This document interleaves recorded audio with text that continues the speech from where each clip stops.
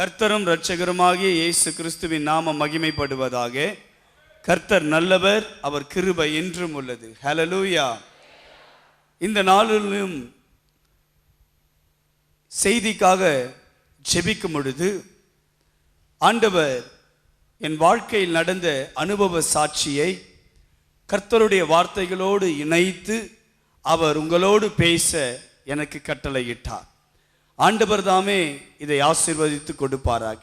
எல்லாரும் கண்களை மூடி ஆண்டவரை நோக்கி பார்த்து, ஆண்டவரே நீர் என்னோடு பேசும். ஆண்டவரே, எல்லாரும் சொல்லுங்க, ஆண்டவரே நீர் என்னோடு பேசும். இதை சிடியில் பார்த்து கொண்டிருக்கிற நீங்களும் கண்களை மூடி ஊக்கமாய், ஆண்டவரே நீங்க என்னோடு பேசுங்கப்பா, உம்முடைய சத்தத்தை நாங்கள் கேட்கணும். ஆண்டவரே நீர் எங்களோடு பேசும். ஆண்டவரே நீர் பேசினால்தான் எங்களுக்கு ஒரு ஆசீர்வாதம். ஆண்டவரே நீர் பேச போகிறதற்காக உமக்கு நாங்கள் நன்றி செலுத்துகிறோம். தகப்பனே, இந்த வேளையிலும் உம்முடைய இரத்தத்தினாலே எங்கள் ஆவி, ஆத்துமா, சரீரம், இருதயம், சிந்தனைகள் எல்லாவற்றையும் இயேசுவின் இரத்தத்தினாலே கழுவி மறைத்து வேலியடித்து பரிசுத்த ஆவியானவருடைய முழு ஆளுகைக்கு ஒப்பு கொடுக்கிறேன். ஒவ்வொரு நொடி பொழுதும் நாங்கள் சிறுக வேண்டும். ஒவ்வொரு நொடி பொழுதும் இயேசு மகாராஜா எங்களில் பெருக வேண்டும். நீர் பேசும், நாங்கள் கேட்கிறோம். வார்த்தைக்கு விரோதமாய் போராடுகிற எல்லா அந்தகார சக்திகளை இயேசுவின் நாமத்தினால் நாங்கள் கடிந்து கொள்கிறோம். நீர் பேசும், நாங்கள் கேட்கிறோம். இயேசுவின் நாமத்தில் செபிக்கிறோம் நல்ல பிதாவே, ஆமென். கர்த்தரும் இரட்சகருமாகிய இயேசு கிறிஸ்துவின் நாமம் மகிமைப்படுவதாக. கர்த்தர் நல்லவர், அவர் கிருபை என்றும் உள்ளது. என் இருதயத்தின் ஆழத்திலிருந்து கர்த்தருடைய வார்த்தையை உங்களோடு நான் பகிர்ந்து கொள்ள போகிறேன். உங்கள் வேதத்தை எபிரேயர் 4வது அதிகாரம் 13வது வசனத்திற்கு திருப்பிக் கொள்வோம். எபிரேயர் 4வது அதிகாரம் 13வது வசனம். அவருடைய பார்வைக்கு மறைவான சிருஷ்டி ஒன்றுமில்லை, சகலமும் அவருடைய கண்களுக்கு முன்பாக நிர்வாணமாயும் வெளியரங்கமாயும் இருக்கிறது, அவருக்கே நாம் கணக்கு ஒப்புவிக்க வேண்டும். எபிரேயர் 4வது அதிகாரம் 13வது வசனம் சொல்லுகிறது, அவருடைய பார்வைக்கு மறைக்கப்பட்ட சிருஷ்டி ஒன்றுமில்லை, சகலமும் அவருடைய கண்களுக்கு முன்பாக நிர்வாணமாகவும் வெளியரங்கமாயும் இருக்கிறது, அவர் ஒருவருக்கே நாம் கணக்கு ஒப்புவிக்க வேண்டும். பிரியமானவர்களே, எபிரேயர் 4வது அதிகாரம் 13வது வசனம் என்ன சொல்லுகிறது? ஆண்டவருடைய கண்களுக்கு மறைக்கப்பட்ட காரியங்கள் ஒன்றுமில்லை என்று சொல்லுகிறது. அப்படியானால் இந்த வேத வசனத்தின் அர்த்தம் என்ன? இயேசுவுக்கு எல்லாம் தெரியும் என்று அது ஆணித்தனமாய் சொல்லுகிறது. இயேசுவுக்கு எல்லாம் தெரியும் என்கின்ற தலைப்பிலே இந்த செய்தியை நான் உங்களோடு பகிர்ந்து கொள்ள போகிறேன். எழுதி கொள்ளுங்கள், இயேசுவுக்கு எல்லாம் தெரியும். எனக்கு அன்பானவர்களே, ஒருவேளை இதை பார்த்து கொண்டிருக்கிற நீங்கள், கேட்டுக்கொண்டிருக்கிற நீங்கள் உங்கள் இருதயத்தில் கலங்கலாம். இயேசுவுக்கு எல்லாம் தெரியுமா? ஆம் பிரியமானவர்களே, இயேசுவுக்கு எல்லாம் தெரியும். இயேசுவுக்கு உங்கள் இருதயம் தெரியும். இயேசுவுக்கு உங்கள் கண்ணீர் தெரியும். இயேசுவுக்கு உங்கள் தேவைகள் தெரியும். இயேசுவுக்கு நீங்கள் கையின் கிரியைகளினாலே அவருக்கு செய்த எல்லா நன்மைகளும் அவருக்கு தெரியும். எல்லாவற்றுக்கும் மேலாக இயேசுவுக்கு உங்களுக்கு ஒரு மகிமையான எதிர்காலத்தை கொடுக்க அவருக்கு தெரியும். எப்படி நீங்கள் இவ்வளவு ஆணித்தனமாய் சொல்லுகிறீர்கள்? என் வாழ்க்கையில் நடந்த சில அனுபவ சாட்சிகளை நாம் பார்க்கும் பொழுது அதை நீங்களே புரிந்து கொள்வீர்கள். இயேசுவுக்கு எல்லாம் தெரியும்.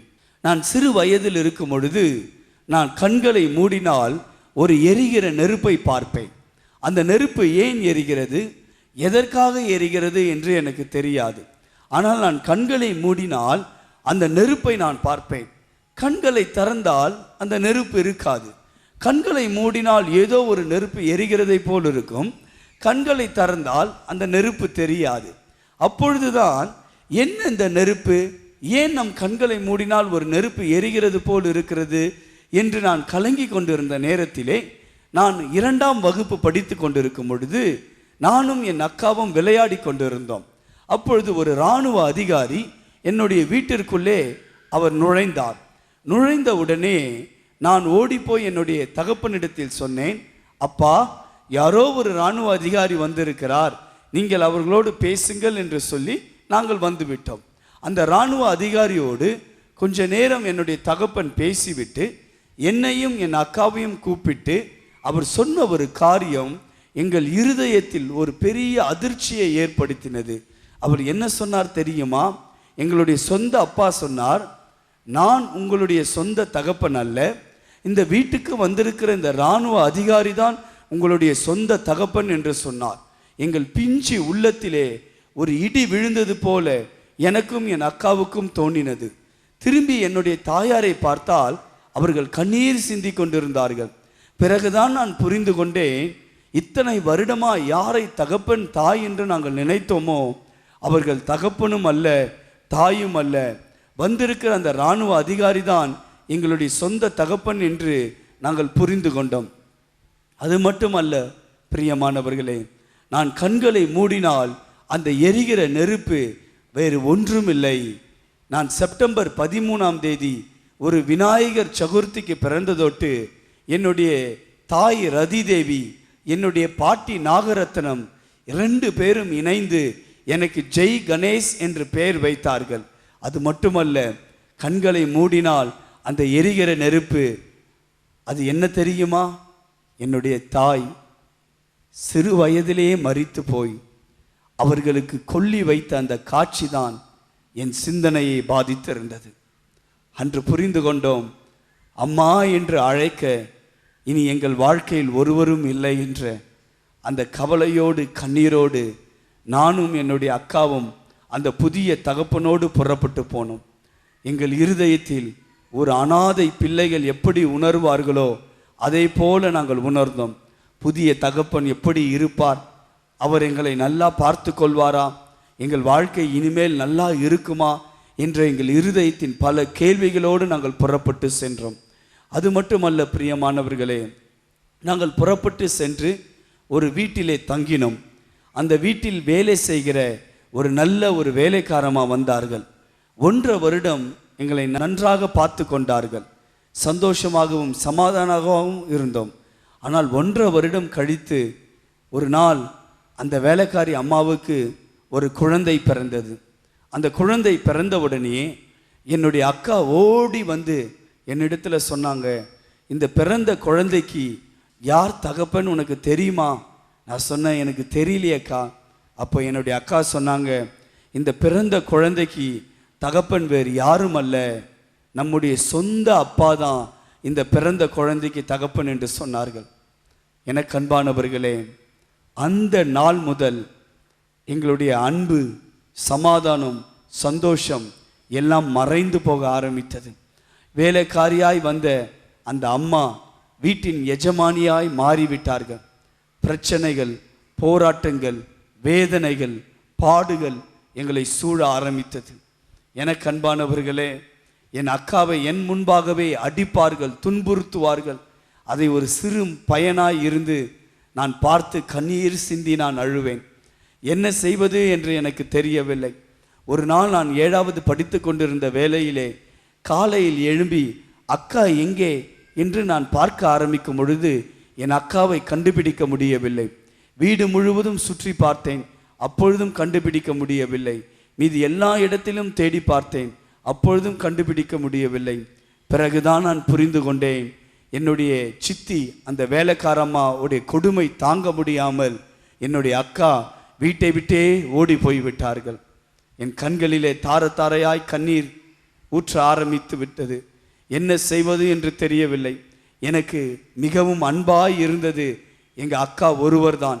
அவர்களும் வீட்டை விட்டு ஓடின பிறகு வீட்டிலே சூழ்நிலைகள் மாற ஆரம்பித்தது. எனக்கும் பிரச்சனைகள், போராட்டங்கள் தொடங்க ஆரம்பித்தது. நான் 7வது படித்து முடித்த பிறகு ஒரு நாள் நான் தீர்மானம் செய்தேன், நம் வீட்டில் வாழ்வதை விட வெளியில் வாழ்வதே அதிக சந்தோஷத்தை தரும். ஏனால் எங்களுடைய வீடு ஒரு குட்டி நரகம் போல மாறிவிட்டது. அதனாலே ஒரு நாள் காலையிலே நான் வீட்டை விட்டு ஓட ஆரம்பித்து விட்டேன். ஓடி போய் ஒரு பஸ்ஸை ஏறினேன். அந்த பஸ் செங்கல்பேட் என்கின்ற ஒரு இடத்துக்கு போய் இறங்கினது. அந்த இடத்துல கையில் இருந்த காசை வைத்து சாப்பிட்டு விட்டேன். காசு கையில் தீர்ந்த உடனே என்ன செய்வது என்று தெரியாமல் ஒவ்வொரு கடைகளாக ஏறி கதவை தட்ட ஆரம்பித்தேன். அண்ணே, அம்மா, ஐயா, ஏதாச்சும் ஒரு வேலை கிடைக்குமா என்று ஒவ்வொரு கதவுகளை நான் தட்ட ஆரம்பித்தேன். ஒரு இடத்திலும் வேலை கிடைக்கவில்லை. பசியின் கொடுமை என்னை வாட்ட ஆரம்பித்தது. கடைசியில் ஒரு காய்கறி கடையிலே மூட்டை தூக்கி போட்டு கொண்டு இருந்தார்கள். அதில் ஒரு அண்ணனிடத்தில் கேட்டேன், எனக்கு ஒரு வாய்ப்பு கிடைக்குமா? அவர் சொன்னார், பெரிய மூட்டைகள் எல்லாம் உன்னால் தூக்கி போட முடியாது, சின்ன மூட்டைகளை தூக்கி போடு, நீ என்னால் முடிந்த காசை நான் தருகிறேன். அப்படிதான் ஒரு நாளைக்கு 6 ரூபாயிலிருந்து 10 ரூபாய் வரைக்கும் என்னுடைய வருமானமாக இருந்தது.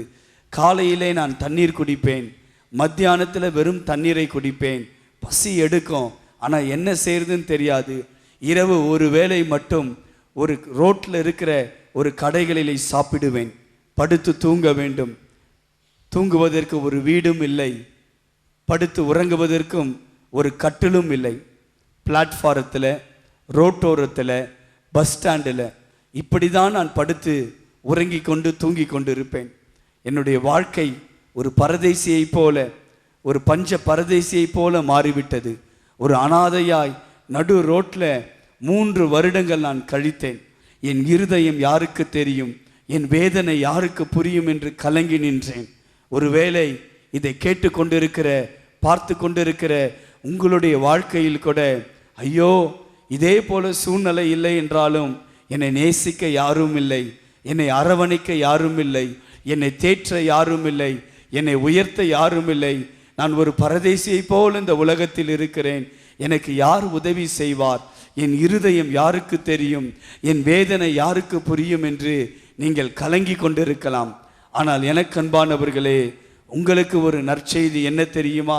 வேதம் சொல்லுகிறது, லூக்கா 16வது அதிகாரம் 15வது வசனம் சொல்லுகிறது, தேவனுக்கு உங்கள் இருதயம் தெரியும். எரேமியா 17வது அதிகாரம் 10வது வசனம் சொல்லுகிறது, தேவனுக்கு உங்கள் இருதயத்தையும் சிந்தனையும் ஊடுருவி பார்க்க தெரியும். கலங்கி போயிருக்கிறீர்களா? வேதனையோடு இருக்கிறீர்களா? என் இருதயத்தை யாருக்கு தெரியும் என்று கலக்கத்தோடு இந்த செய்தியை கேட்டுக்கொண்டிருக்கிறீர்களா? இயேசுவுக்கு உங்கள் இருதயம் தெரியும், உங்கள் சிந்தனை அவருக்கு தெரியும். குறிப்பாய் சங்கீதம் 44வது அதிகாரம் 21வது வசனத்தை நீங்கள் வாசிப்பீர்களானால், சங்கீதம் 44:21 சொல்லுகிறது, உங்கள் இருதயத்தில் இருக்கும் அந்தரங்க ரகசியங்களை எல்லாம் இயேசுவுக்கு தெரியுமா? உங்கள் இருதயத்தில் என்ன ரகசியங்கள் இருக்கு, அது இயேசுவுக்கு தெரியும். உங்கள் இருதயம் கலங்க வேண்டிய அவசியமில்லை. இயேசுவுக்கு உங்கள் இருதயம் தெரியும். 3 வருடம் இப்படிதான் நான் ஒரு அனாதையை போல பிளாட்ஃபாரத்திலும், ரோட்டோரத்திலும், பஸ் ஸ்டாண்டிலும் நான் வாழ்ந்து கொண்டிருந்தேன். 3 வருடங்கள் கழித்து ஏதோ ஒன்று எனக்கு சொன்னது, சென்ட் தாமஸ் மவுண்ட் என்கின்ற ஒரு இடத்திற்கு போக வேண்டும், எனக்கு தெரிந்த ஒரு நண்பரை பார்க்க வேண்டும் என்று சொன்னது. சென்ட் தாமஸ் மவுண்ட் என்கின்ற ஒரு இடத்திற்கு போய் ஒரு மலை மேலே நான் ஏறினேன். காலையிலிருந்து மாலை வரை நான் கண்ணீர் சிந்தி அழுதேன். ஏன் கண்ணீர் சிந்தி அழுதேன் தெரியுமா? ஏனென்றால் எங்களுடைய மதத்திலே 33 கோடி தெய்வங்கள் உண்டு என்று சொல்வதை நான் கேள்விப்பட்டிருக்கிறேன். அந்த வானத்தை பார்த்து கண்ணீர் சிந்தி அழுது நான் சொன்னேன், 33 கோடி தெய்வங்கள் இருக்கிறது என்று சொல்லப்படுகிறதே, அதில் ஒரு தெய்வத்திற்கும் கண்ணில்லையா, ஒரு தெய்வத்திற்கும் காதில்லையா, ஒரு தெய்வத்திற்கும் வாய் இல்லையா, என்னோடு ஒரு தெய்வமும் பேசாதா, ஒரு தெய்வமும் என் சூழ்நிலையை தன் கண்களால் ஏறெடுத்து பார்க்காதா, ஒரு தெய்வமும் நான் செய்கிற பிரார்த்தனையை கேட்காதா என்று கண்ணீரோடு நான் அழுதேன். 2வது, எப்படியாகிலும் நான் படிக்க வேண்டும் என்று நான் கண்ணீர் சிந்தி அழுதேன். எனக்கு அன்பானவர்களே, என்ன நடந்தது தெரியுமா? நான் மலை படிக்கட்டிலிருந்து கீழே இறங்கி வரும் பொழுது என்னுடைய பழைய ஸ்கூல் நண்பர் ஒருவரை பார்த்தேன்.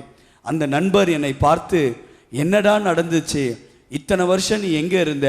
நான் சொன்னேன், இத்தனை வருடங்கள் இப்படி தான் என் வாழ்க்கையை நான் செலவு செய்தேன் என்று. உடனடியாகவே நம்முடைய ஸ்கூல் டீச்சரை பார்க்கலாம் என்று கூட்டிக் கொண்டு போனார். அந்த ஸ்கூல் டீச்சர் என்னை பார்த்து சொன்னாங்க, தம்பி நீ படித்து 3 வருஷம் ஆயிடுச்சுப்பா, இனிமேல் உன்னால் படிக்கவே முடியாது, ரொம்ப கஷ்டம் என்று சொன்னார்கள். ஆனால் என் ஃப்ரெண்டு சொன்னா, நீ கவலைப்படாதடா, இயேசு சொல்லுகிறார் மத்தேயு 19வது அதிகாரம் 26வது வசனத்தில், இது மனிதனால் கூடாது ஆனால் தேவனால் எல்லாம் கூடும் என்று என்னுடைய நண்பன் சொன்னான். நான் அதை விசுவாசிக்க ஆரம்பித்தேன். எனக்கு அன்பானவர்களே, ஒருவேளை உங்களுடைய வாழ்க்கையிலே நீங்கள் எல்லாவற்றையும் இழந்து போய் சோர்ந்து போய் பலவிதமான பிரச்சனைகளிலே இதை நீங்கள் கேட்டுக்கொண்டிருக்கலாம். உங்களுக்கு ஒரு நற்செய்தி என்ன தெரியுமா? உங்கள் வாழ்க்கையை ஆசீர்வதிக்க உங்களால் முடியாமல் இருக்கலாம், உங்கள் பிரச்சனையை மாற்ற உங்களால் முடியாமல் இருக்கலாம். ஆனால் நீங்கள் விசுவாசியுங்கள், இந்த இயேசுவாலே எல்லாம் கூடும். கரங்களை தட்டி இயேசுவை மகிமைப்படுத்துவோமா? இந்த இயேசுவால் கூடாத காரியம் ஒன்றுமில்லை. பிரியமானவர்களே, உங்கள் வாழ்க்கையை மாற்றுவார், அது ஆசீர்வாதமாய் மாற்றும். என் நண்பன் சொல்லி விசுவாசித்த உடனடியாகவே கொஞ்ச நேரத்தில் அந்த டீச்சர் எங்களை கூப்பிட்டு சொல்லுகிறார்கள், Indira Gandhi national open school என்கின்ற ஒரு இடம் இருக்கு, அதுல நீ 10வது சேர்ந்து நீ படிக்கலாம் பானு. பாருங்கள், விசுவாசித்த கொஞ்ச நேரத்திலே வாசல்கள் திறக்கப்பட்டது. இப்பொழுதும் இந்த செய்தியை கேட்டுக்கொண்டிருக்கிற நீங்கள் விசுவாசியுங்கள், உங்களுக்காக ஆண்டவராகி இயேசு புதிய வாசல்களை திறப்பார். அது மட்டுமல்ல, 10வது அட்மிஷன் வாங்கி கொண்டேன்.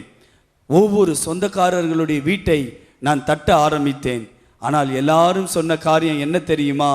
அவர்கள் சொன்னார்கள், உங்களுடைய தகப்பன் ஒரு வேலைக்காரியோடு வாழ்ந்து கொண்டிருக்கிறார், நம்முடைய குடும்ப மானத்தையே வாங்கிவிட்டார், அதனால எங்கள் வீட்டுக்குள்ளே நீ வராதே என்று என்னை பிடித்து தள்ளிவிட்டார்கள். மனம் உடைந்து போனேன். இருதயத்தில் அவ்வளவு வேதனை. கண்ணீரோடு நான் ரோட்டில் நடக்க ஆரம்பித்தேன். எனக்கு யார் உண்டு? ஒரு உற்றார் உறவினரும் எங்களுக்கு உதவி செய்ய மாற்றார்களே என்று கலங்கி போனேன். ஒருவேளை நீங்களும் உற்றார் உறவினர்களை எல்லாம் நம்பி ஏமாந்து கண்ணீரோடு உங்கள் வாழ்க்கையில் இருக்கலாம். உங்களுக்கு ஒரு நற்செய்தி என்ன தெரியுமா? உங்கள் உற்றார் உறவினர்கள் நண்பர்களை நம்புவதை காட்டிலும் நீங்கள் இயேசுவை நம்ப ஆரம்பிங்கள். அந்த சூழ்நிலையில் நான் இயேசுவை நம்ப ஆரம்பித்தேன். நம்பின பிறகு ஏதோ ஒரு தெரிந்தவரிடத்திலே போய் கேட்டேன், ஐயா, உங்கள் வீட்டில் தங்கி கொள்ளலாமா? இதுதான் என்னுடைய வாழ்க்கை. அவர் சொன்னார், என் வீட்டில் தங்குவதற்கு உனக்கு வசதி அல்ல, ஆனால் என் வீட்டிற்கு மேலே ஒரு தண்ணி தொட்டி இருக்கிறது, அந்த தண்ணி தொட்டியின் கீழே உன்னால் தங்கி கொள்ள முடியுமானால் நீ தங்கி கொள்ளலாம், ஆனால் எங்கள் வீட்டிற்கு சில வேலைகளை செய்து நீ உதவி செய்ய வேண்டும். எனக்கு ரொம்ப மகிழ்ச்சி. ஏன்னா இத்தனை வருஷம் நான் ரோட்டில் தான் படுத்து கொண்டு இருந்தேன். இப்போ ஒரு தண்ணி தொட்டியின் கீழே தங்குவதற்கு எனக்கு ஒரு இடம் கிடைத்தது. அந்த வீட்டில் சில வேலைகளை செய்து கொண்டிருப்பேன். காலையில் தண்ணி குடிப்பேன், மத்தியானம் தண்ணி குடிப்பேன், இரவில் ஒரு ஹோட்டலில் எனக்கு வேலை கிடைத்தது. என்ன வேலை தெரியுமா? அந்த ஹோட்டலில் எல்லாரும் சாப்பிட்டு போடுகிற அந்த பாத்திரங்களை நான் கழுவ வேண்டும். அதை தான் நான் கழுவி முடித்த பிறகு அந்த ஹோட்டலில் ஒருவேளை சாப்பாடு கொடுப்பார்கள். அந்த சாப்பாட்டை சாப்பிட்டு 8 கிலோமீட்டர் நடந்து வந்து நான் தங்கியிருந்த அந்த தண்ணி தொட்டியின் கீழே படுத்து தூங்குவேன். புஸ்தகங்களை திறப்பேன், படிப்பேன். எனக்கு ஒன்றுமே புரியாது.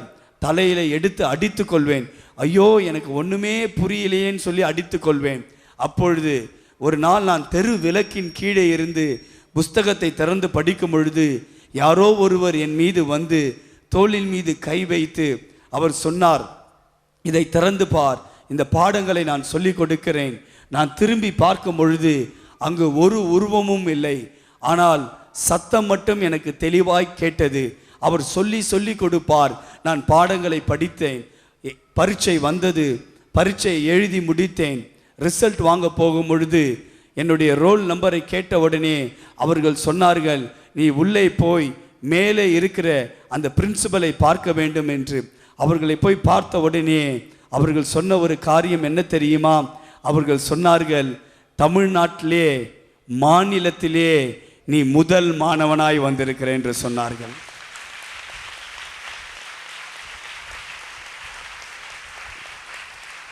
ஒரு சாதாரண ஒரு அனாதை, ஒரு பிச்சைக்காரனை போல ஒரு வாழ்க்கை.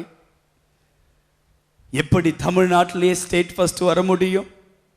எனக்கு அன்பானவர்களே, கொலோசியர் 2வது அதிகாரம் 3வது வசனத்தை நாம் வாசிக்கும் பொழுது அதில் நாம் பார்க்கிறோம், அறிவும் ஞானமும் என்கின்ற பொக்கிஷம் எல்லாம் ஆண்டவருக்குள்ளே அடங்கியிருக்கிறதாம்.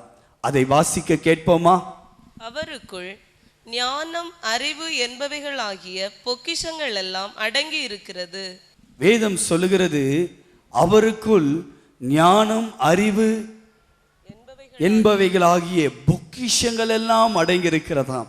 ஒருவேளை என் வாழ்க்கையில் நான் எப்படி வாழ்வது, என் வாழ்க்கையில் நான் என்ன செய்வது, எனக்கு ஒன்றுமே தெரியல, எனக்கு ஞானம் இல்லை, அறிவில்லை என்று நீங்கள் சொல்லி கொண்டு இருக்கலாம். ஆனால் எனக்கு அன்பானவர்களே, இதை கேட்டுக்கொண்டிருக்கிற உங்களுக்கு ஒரு நற்செய்தி என்ன தெரியுமா? இயேசுவுக்குள் அறிவும் ஞானமும் அடங்கியிருக்கிறது. நீங்கள் இந்த இயேசுவை அதிகமாய் பிடித்து கொள்வீர்களானால், இந்த இயேசுவை அதிகமாய் நீங்கள் நம்புவீர்களானால், இந்த உலகத்தில் வாழ்வதற்கு உங்களுக்கு தேவையான ஞானத்தையும் அறிவையும் கொடுப்பார். அவர் உண்மை உள்ளவராய் இருக்கிறார். ஹல்லேலூயா! என்ன ஞான அறிவு வேணும்? இயேசுவிடத்தில் எல்லாமே இருக்கு பிரியமானவர்களே.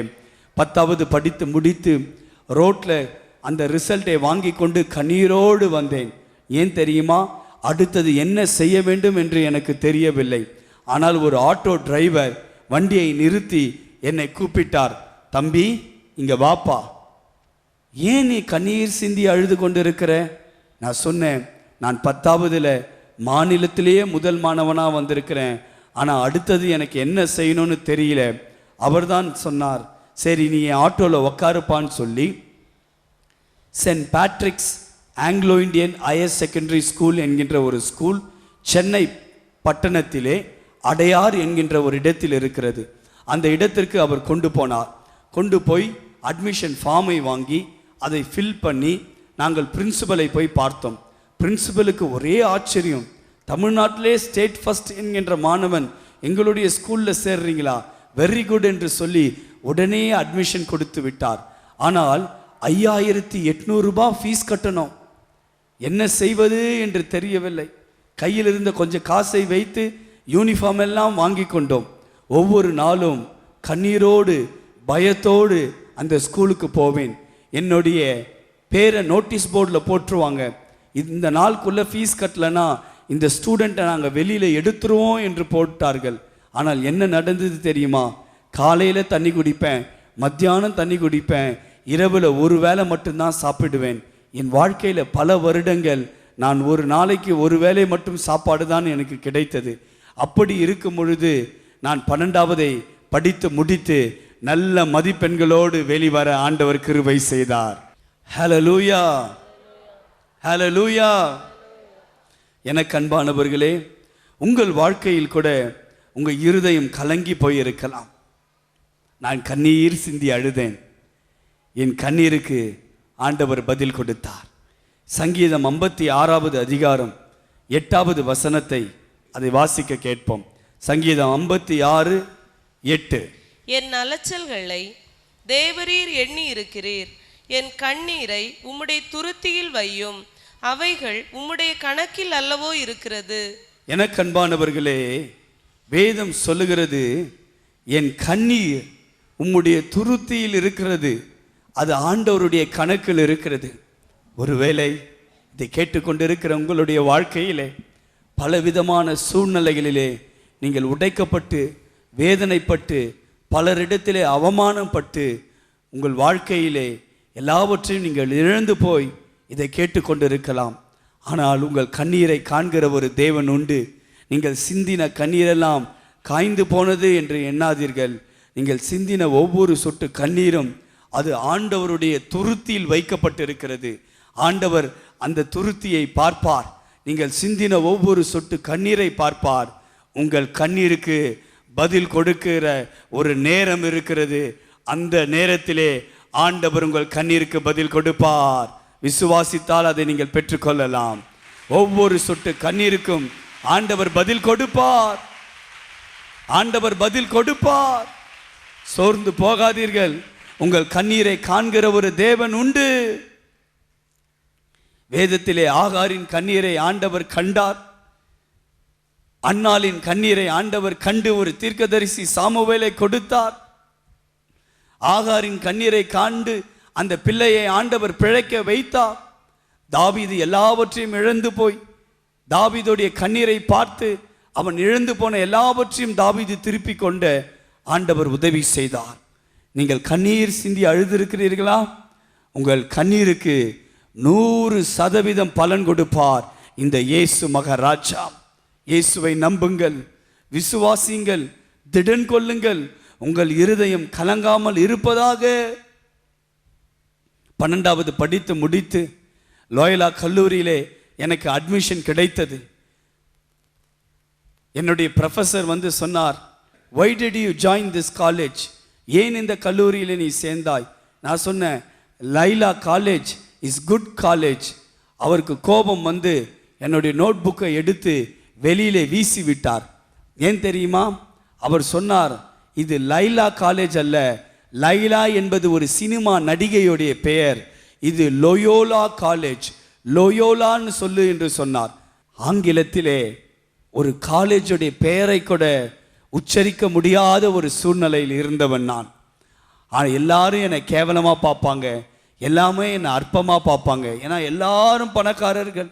ஒருவேளை உங்களை கூட உங்கள் உற்றார் உறவினர்கள், உங்கள் நண்பர்கள் எல்லாம் கேவலமாக பார்க்குறாங்களா? இந்த உலகம் எப்படி தெரியுமா?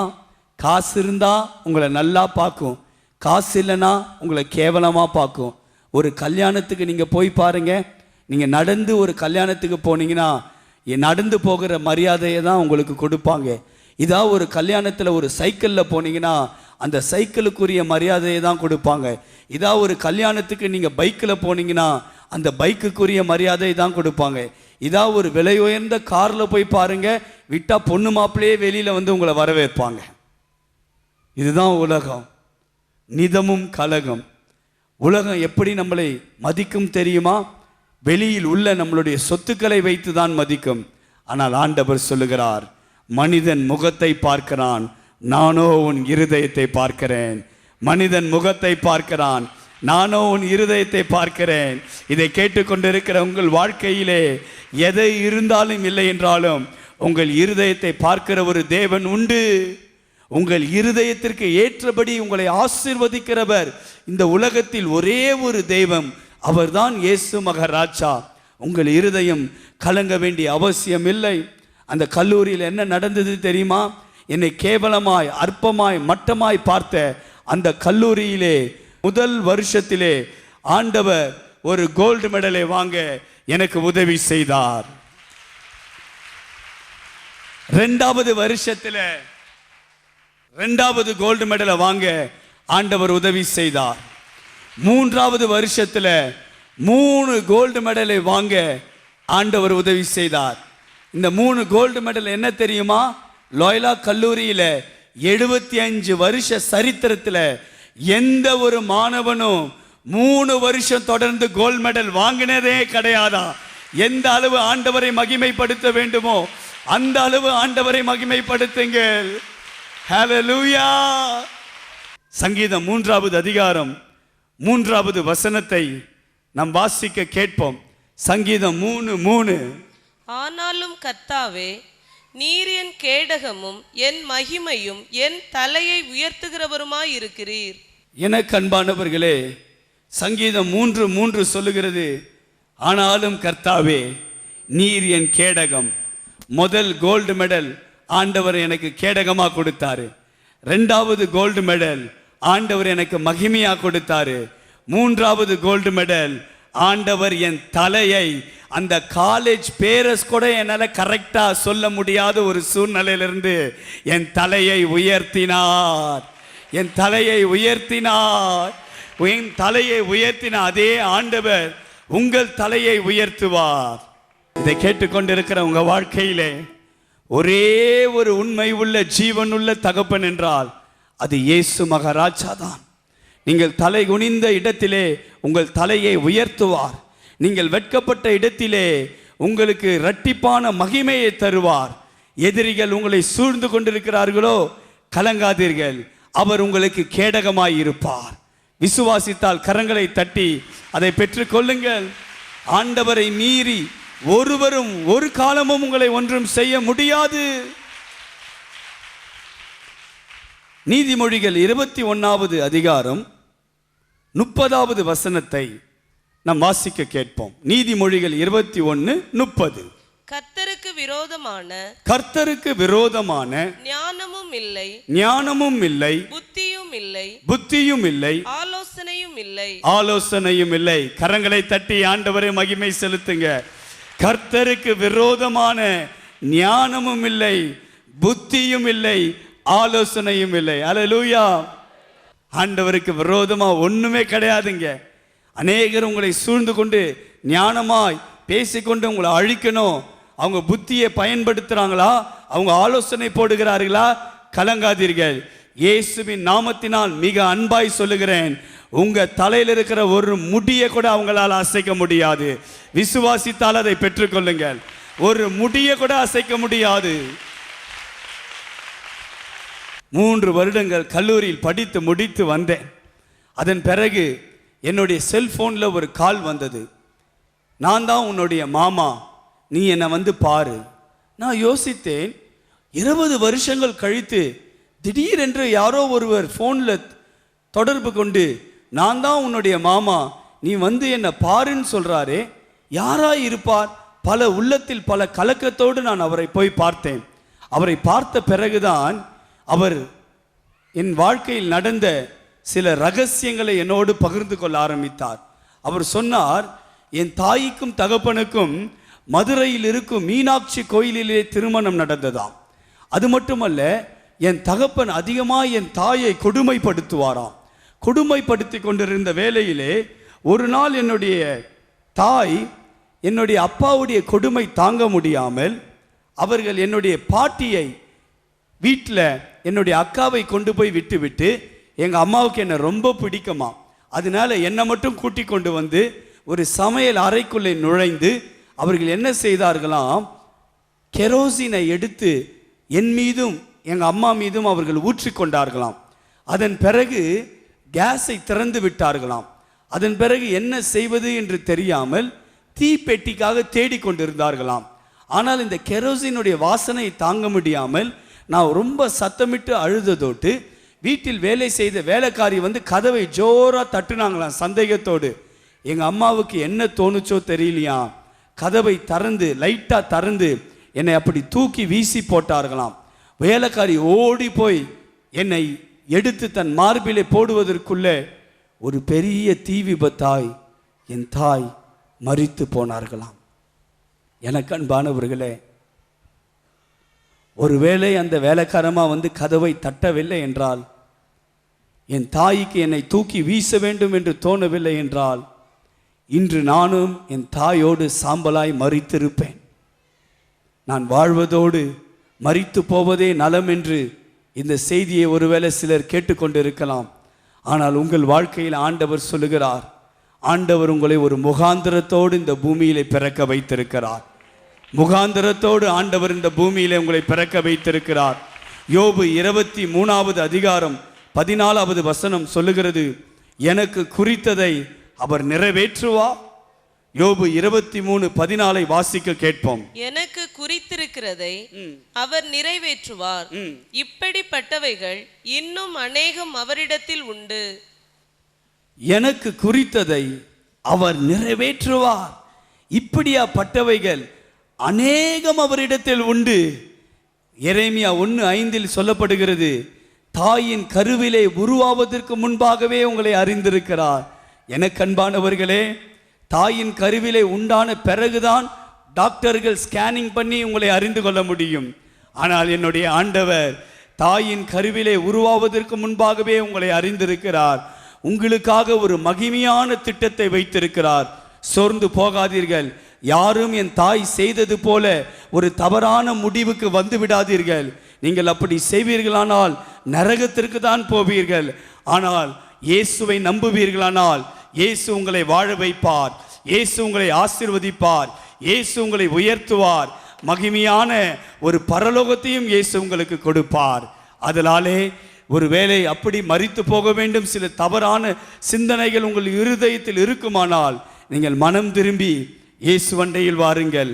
அவர் சொல்லுகிறார், வருத்தப்பட்டு பாரம் சுமக்குகிறவர்களே நீங்கள் எல்லோரும் என்னிடத்தில் வாருங்கள், நான் உங்களுக்கு இளைப்பாறுதலை தருவேன். உங்கள் வாழ்க்கையில் இளைப்பாறுதல் இல்லையோ, உங்கள் பாரம் உங்களை நெருக்குகிறதோ, நீங்கள் வருத்தப்பட்டு இருக்கிறீர்களோ, நீங்கள் இயேசு வண்டை வாருங்கள்.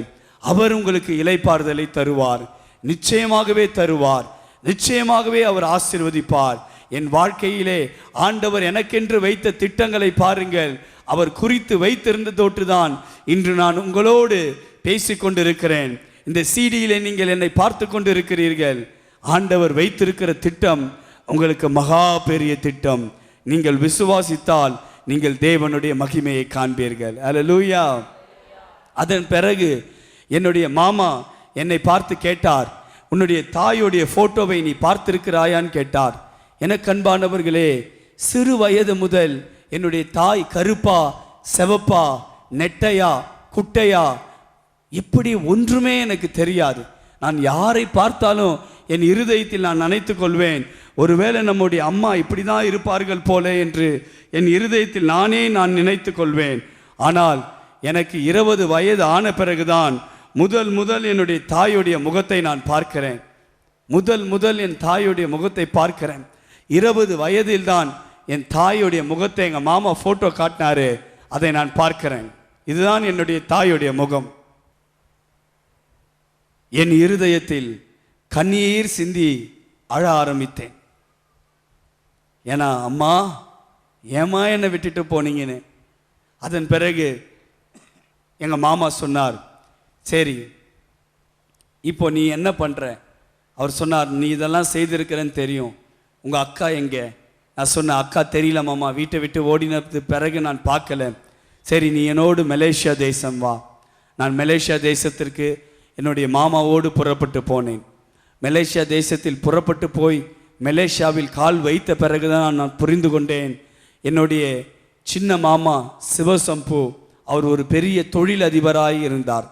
அது மட்டுமல்ல, திங்கட்கிழமையிலிருந்து வெள்ளிக்கிழமை வரை அவருடைய ஆஃபீஸில் வேலை செய்து கொண்டிருந்தேன். மாலையிலே எடித் கோவன் யூனிவர்சிட்டி என்கின்ற ஒரு ஆஸ்திரேலியா தேசத்தின் யூனிவர்சிட்டியிலே MBA படித்து கொண்டிருந்தேன். அது மட்டுமல்ல, சனிக்கிழமை ஞாயிற்றுக்கிழமை என்னுடைய பெரிய மாமாவை நாங்கள் பார்க்க போவோம். என்னுடைய பெரிய மாமா யார் தெரியுமா பிரியமானவர்களே?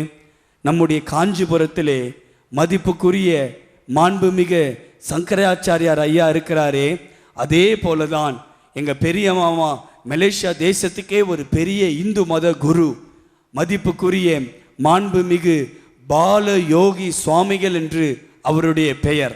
பால யோகி சுவாமிகள் என்று நீங்கள் இன்டர்நெட்டில் அடித்தாலே அவருடைய முகம் வந்துவிடும்.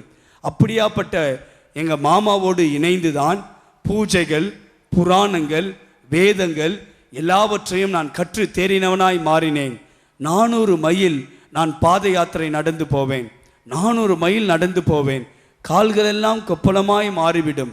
ஆனாலும் அந்த வேதனையோடு நான் 400 மைல் நடந்து போவேன். பிரியமானவர்களே, என்ன நடக்கும் தெரியுமா? மொட்டை அடித்து கொள்வேன், சரீரத்தில் சில காரியங்களை செய்து கொள்வேன்.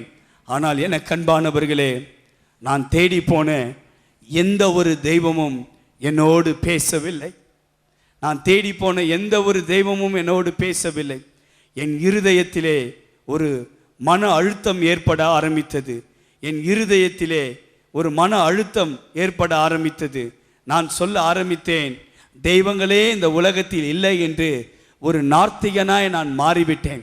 நார்த்திகன் என்றால் அவர்கள் கடவுளே இல்லை என்கின்ற ஒரு கொள்கையில் இருப்பார்கள். கடவுளே இல்லை என்கின்ற ஒரு கொள்கைக்கு நான் மாற ஆரம்பித்தேன். அப்படி இருந்த சூழ்நிலையில்தான் என்ன நடந்தது தெரியுமா? ஒரு நாள் நான் ரோட்டில் போகும் பொழுது கார் திடீரென்று பிரேக் டவுன் ஆனது. டிரைவரிடத்தில் கேட்டேன், காரை ரெடி பண்ண எவ்வளவு நேரமாகும்? கொஞ்ச நேரத்தில் ரெடி பண்ணிடுறேன்னு சொன்ன உடனே நான் அப்படியே நடக்க ஆரம்பித்தேன். நான் நடந்து போகும் பொழுது ஒரு ஆலயம் அங்கே இருந்தது, ஒரு கிறிஸ்துவ ஆலயம். என்னை அறியாமலே அந்த கிறிஸ்துவ ஆலயத்திற்குள்ளே நான் நுழைய ஆரம்பித்தேன். எனக்கு அன்பானவர்களே, என் கண்களிலிருந்து தார தாரையாய் கண்ணீர் வர ஆரம்பித்தது. ஏன் இந்த கண்ணீர் வருகிறது, எதற்காக இந்த கண்ணீர் வருகிறது என்று தெரியவில்லை. திடீரென்று கண்களை திறந்து பார்த்தால் அந்த சபையில் இருக்கிற, சர்ச்சில் இருக்கிற ஒரு செவுத்திலே ஒரு தாடியோடு ஒரு மனிதன் இருந்தார். அந்த மனிதன் கோலை நீட்டுகிறார். கடல் இரண்டாய் பிரிகிறது. திரளான ஜனங்கள் ஓடுகிறார்கள். LCD ப்ரொஜெக்டர் எதுவுமே இல்லை. ஆனால் ஒரு வெள்ளை செவுத்தில் இந்த காட்சியை நான் பார்க்கிறேன். கண்களிலிருந்து தார தாரையாய் கண்ணீர். திடீரென்று பார்த்தால் ஒரு பிரகாசமான ஒரு வெளிச்சம் வர ஆரம்பித்தது. அந்த வெளிச்சம் வந்தவுடனே நான் என்ன செய்வது என்று தெரியாமல் நான் சாஷ்டாங்கமாய் அப்படியே அந்த வெளிச்சம் வீச ஆரம்பித்தது. அந்த வெளிச்சம் வீச ஆரம்பித்த உடனேயே அந்த வெளிச்சத்தை என்னால் பார்க்க முடியவில்லை. நான் சாஷ்டாங்கமாக என்ன செய்ய ஆரம்பித்தேன் என்றால், அப்படியே நான் முழங்கால் படியிட்டு ஆரம்பித்தேன். சாஷ்டாங்கமாக தலையிலே குப்பரை விழ ஆரம்பித்தேன். மறுபடியும் எழும்பி அந்த வெளிச்சத்தை நான் பார்க்க ஆரம்பித்தேன். அந்த வெளிச்சத்தை என்னால் பார்க்க முடியவில்லை. கால்களில் பார்த்தால் ஆணி அடிக்கப்பட்டு அப்போதுதான் ரத்தம் வந்தது போல அந்த தழும்பு இருந்தது. கைகளை பார்த்தால் அந்த கைகளிலே ஆணி அடிக்கப்பட்ட தழும்புகள் இருந்தது. விலாவை பார்த்தால் ஆணி அடிக்கப்பட்ட அந்த தழும்புகள் இருந்தது. முகத்தை நோக்கி பார்க்கிறேன், அந்த முகத்தை என்னால் பார்க்க முடியவில்லை. அத்தகைய பிரகாசமாய் அந்த முகம் இருக்கிறது, கண்கள் எல்லாம் கூசுகிறது. அப்படி இருந்த நிலைமையில்தான் அந்த வெளிச்சத்திலிருந்து ஒரு சத்தம், என் மகனே இந்த தேசத்தை விட்டு புறப்பட்டு செல் என்று இயேசு மகாராஜா முகமுகமாய் என்னோடு பேசினார்.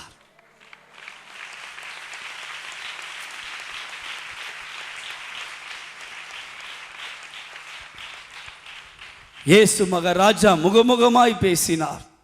எனக்கு அன்பானவர்களே, ஒருவேளை இயேசுவை என்னால் பார்க்க முடியுமா? நான் சொல்லுகிறேன், 100% இயேசுவை பார்க்க முடியும். உங்கள் இருதயத்தில் இயேசுவை பார்க்க வேண்டும் என்கின்ற ஒரு வாஞ்சை இருந்தால் இயேசுவை பார்க்க முடியும். இயேசுவோடு முகமுகமாய் பேச முடியுமா? 100% இயேசுவோடு முகமுகமாய் பேச முடியும். ஆனால் அந்த அனுபவத்திற்காக நீங்கள் வாஞ்சிக்க வேண்டும். அந்த அனுபவத்திற்காக நீங்கள் விலைக்கரையும் செலுத்த முடியும். இயேசு உயிரோடு இருக்கிறார். அவர் உயிரோடு இருக்கிறார். உலகத்திலே எத்தனையோ மாமன்னர்கள், எத்தனையோ தெய்வம் என்று சொல்லிக் கொண்டு இருக்கிற மனிதர்கள் மரித்தார்கள். ஆனால் இன்றும் கல்லறையில் தான் இருக்கிறார்கள். ஆனால் உங்களுக்கு ஒரு நற்செய்தி தெரியுமா? உலகத்திலேயே திறக்கப்பட்டு வைத்திருக்கிற ஒரே ஒரு கல்லறை, அது ராஜாதி ராஜா கர்த்தாதி கர்த்தர் என் இயேசு மகாராஜாவுடைய கல்லறை. வெளிப்படுத்தல் 1:18 சொல்லுகிறார், இதோ நான் மரித்தேன், சதா காலமும் உயிரோடு இருக்கிறேன். யோவான் 14:19 சொல்லுகிறார், நான் உயிரோடு இருக்கிறபடினால் நீங்களும் உயிரோடு இருப்பீர்கள், நான் ஜீவிக்கிறபடினால் நீங்கள் ஜீவிப்பீர்கள். கலங்காதே. பிரச்சனை, போராட்டங்கள், சூழ்நிலைகளிலே வாழ்க்கையிலே எல்லாம் மரித்தது போல் இருக்கிறதா? உங்கள் சமாதானம் மரித்து போனதோ? உங்கள் சந்தோஷம் மரித்து போனதோ? உங்கள் ஆசீர்வாதம் மரித்து போனதோ? கையேந்துகிற நிலைமையில் இருக்கிறீர்களோ? என் இயேசுவை விசுவாசியுங்கள். அன்று கிரியை செய்த உயிர் தெழுந்த வல்லமை இதை பார்த்து கொண்டு கேட்டுக்கொண்டிருக்கிற உங்கள் வாழ்க்கையிலும் இறங்கி எல்லாவற்றையும் உயிர்த்தெழ செய்து உங்களுக்கு ஒரு மகிமையான எதிர்காலத்தை என் இயேசு மகாராஜாவால் கொடுக்க முடியும். உங்களை அழைத்தவர் உண்மை உள்ளவர். வாக்கு மாறாதவர். வாக்கு தத்தம் பண்ணினவர் உண்மை உள்ளவர். உங்களுக்கு என்ன வாக்கு தத்தம் செய்திருக்கிறார்? என்ன தீர்க்க தரிசனமாய் ஆண்டவர் பேசியிருக்கிறார்? வேதம் சொல்லுகிறது, எபிரேயர் புஸ்தகத்திலே வாக்கு தத்தம் பண்ணினவர் உண்மை உள்ளவர். வாக்கு தத்தம் பண்ணினவர் உண்மை உள்ளவர். ஹல்லேலூயா, ஆமென். எனக்கு அன்பானவர்களே, அதன் பிறகு என்னுடைய மாமாவை பார்த்து சொன்னேன். எங்க மாமா சொன்னார், இதெல்லாம் சும்மா கதை, இதெல்லாம் நடக்காது, அப்படி இப்படி என்று சொன்னார். இப்போ அதன் பிறகு என்ன நடந்தது? ஒரே பிரச்சனைகள், ஒரே போராட்டங்கள். அப்படி இருக்கும் பொழுது எங்களுடைய மாமா சொன்னார், இந்த மாதிரி இதெல்லாம் நடக்காதுரா, இதெல்லாம் சும்மா, நம்ம பாரம்பரியமாக நம்ம இந்து மதத்தில் இருக்கிறோம், ஆனால் இயேசு கிறிஸ்துவை ஏற்றுக்கொள்வது என்று நமக்கு சாத்தியமில்லாத காரியம் அப்படின்னு சொன்னார். ஆனால் ஒரு நாள் நான் காரில் போகும்போது எங்கள் மாமாவிடத்தில் தெளிவாக பேசினேன். இல்லை மாமா, நான் இந்த இயேசுவை துளி அளவு விசுவாசிக்க போகிறேன். நான் இந்த இயேசு தான் ஒரு உண்மை உள்ள தேவன்னு நான் ஆணித்தனமாக நம்புகிறேன். கொஞ்சம் கொஞ்சமாக நான் அவரை விசுவாசிக்க போகிறேன்.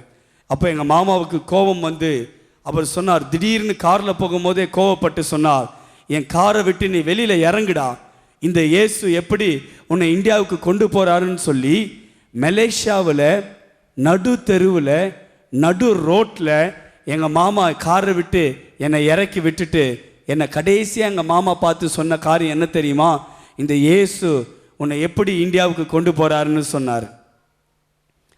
இயேசு இந்தியாவுக்கு கொண்டு வந்தாரா, கொண்டு வரலையா? எப்படி சொல்றீங்க?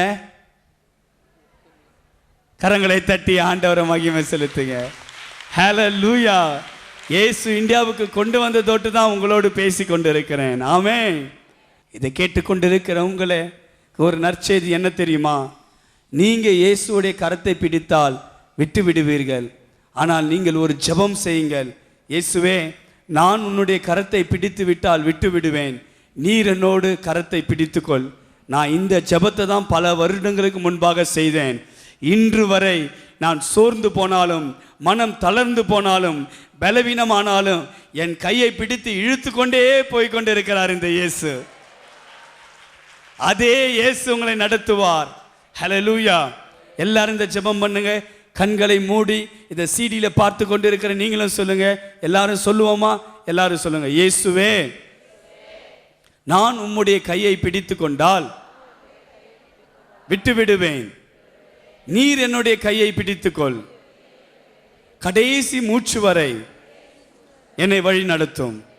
இயேசுவின் நாமத்தில் ஆமென்.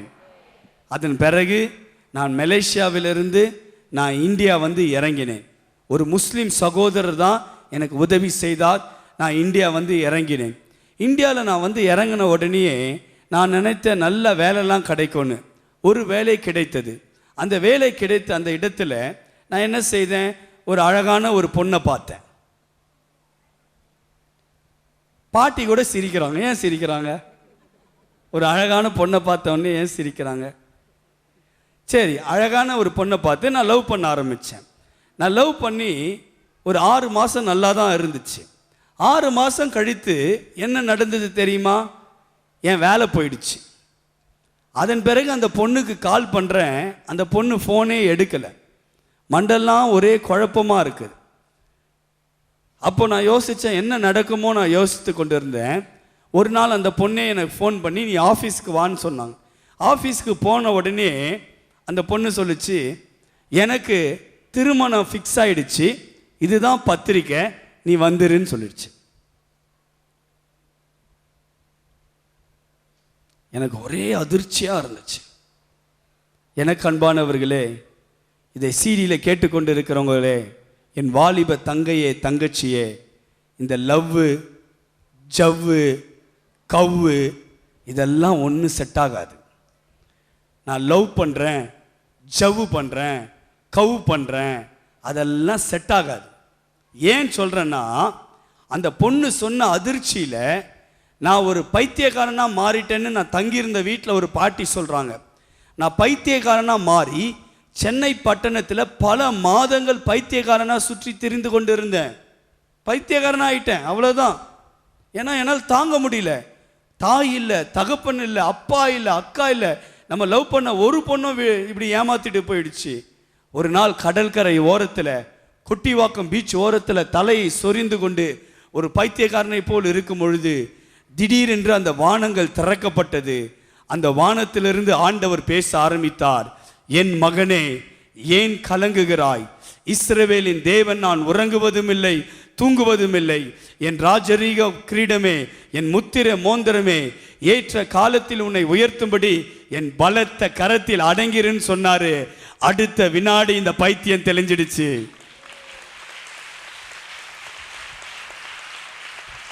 ஹல்லேலூயா.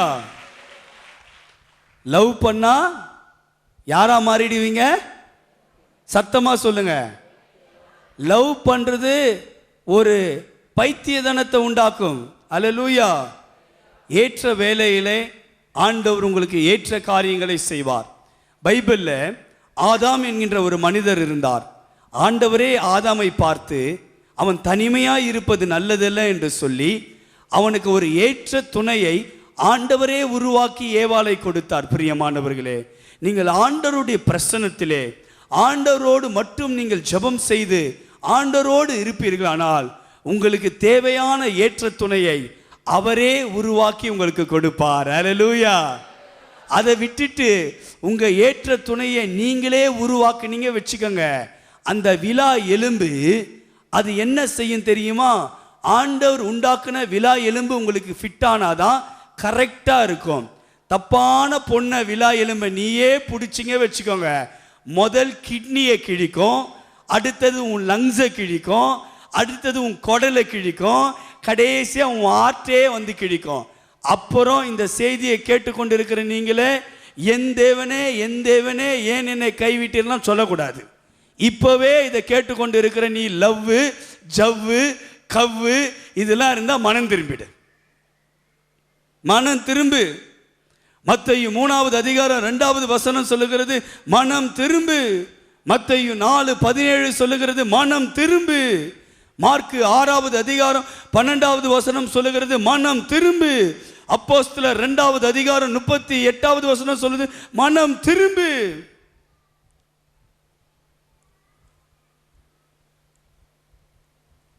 இந்த காதல், இந்த கத்திரிக்காய், வெண்டைக்காய், சுண்டக்காய், புடலங்காய் எல்லாம் இருந்துச்சுன்னா எல்லா கிருபையை இழந்து போய் சிம்சோனை போல கண்கள் பிடுங்கப்பட்டு தரிசனத்தை இழந்து போய் உன்னுடைய முடிவு பரிதாபமா இருக்கும். அந்த பொண்ணு அமெரிக்காவில் இருக்கிற ஒரு மாப்பிள்ளையை கட்டிட்டு உனக்கு டாட்டா பாய் பாய்ன்னு சொல்லும். பெண்களுக்கும் சொல்லுகிறேன், நல்லா கேளுங்க. அவன் ஒரு ரோஜா பூ வாங்கி கொடுக்குறான், ஒரு கிரீட்டிங்ஸ் கார்டு வாங்கி கொடுக்குறான், ஓரத்தில் நின்று உன்னை பார்த்து சிரிக்கிறான்னு நீ நினைக்காத. அந்த ரோஜா பூ பக்கத்து வீட்டிலேருந்து திருடிட்டு வந்திருப்பான். ஆண்டவரிடத்தில் ஆம்பளையா இருந்தாலும் பொம்பளையா இருந்தாலும் வாலிபர்களே, வாலிப சகோதரனே சகோதரியே, நீ கர்த்தருக்குள்ள காத்திரு, அவர் உனக்கு ஏற்ற துணையை உண்டாக்குவார். கரங்களை தட்டி தேவனை மகிமை செலுத்து. ஹல்லேலூயா, ஆமென். சரி, பைத்தியம் தெளிஞ்ச உடனே தெளிவாயிட்டேன். அதன் பிறகு நேரடியாக போயிட்டு சில வேலைகள் தேடினேன், வேலை கிடைக்கல. கடைசியில் வாழ்க்கையை மறித்து கொள்ளலாம் என்று ஒரு முடிவு செய்தேன்.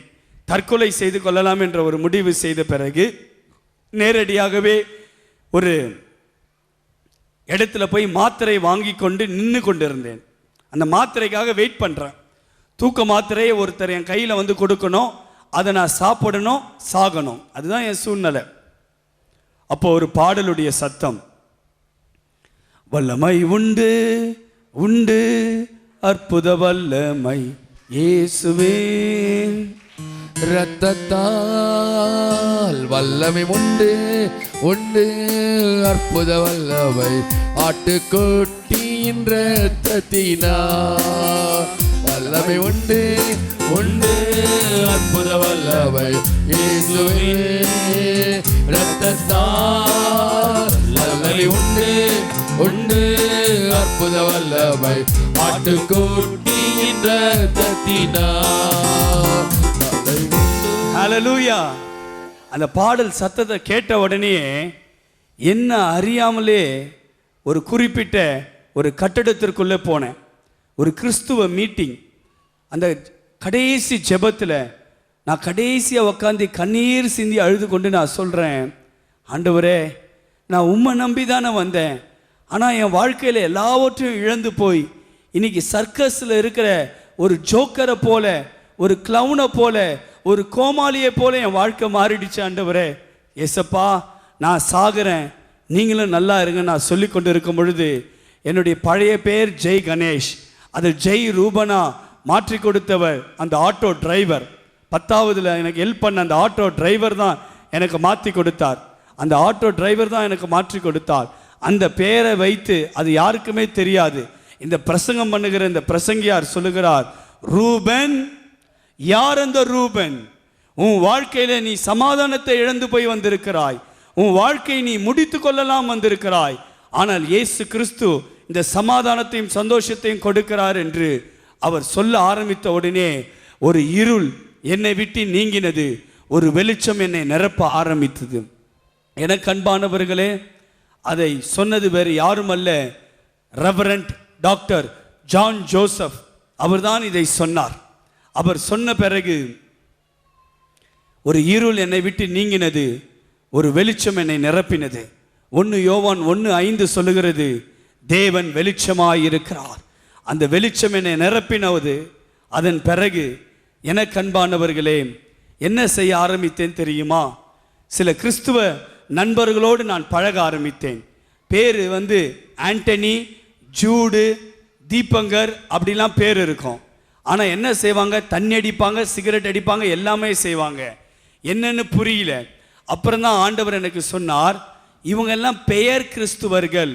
பெயர் கிறிஸ்துவர்கள்லாம் என்னன்னா, பேரில் மட்டும் கிறிஸ்துவ பேர் இருக்கும், ஆனால் இயேசுவோடைய வாழ்க்கைக்கும் இயேசுவோடைய குணத்துக்கும் அவங்க குணத்துக்கும் சம்பந்தம் இருக்காது.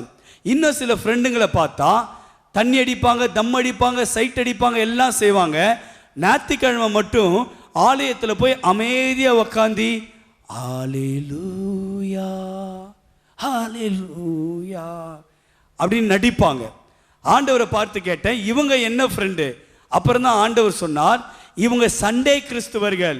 வெறும் சண்டே மட்டும் 1.5 hour போய் உக்காந்துட்டு வந்துடுவாங்க. உலகத்தான் எப்படி சினிமாவுக்கு போய் 3 மணி நேரம் உட்காடுறானோ, இவங்க 1.5 மணி நேரம் உட்காந்துருவாங்க.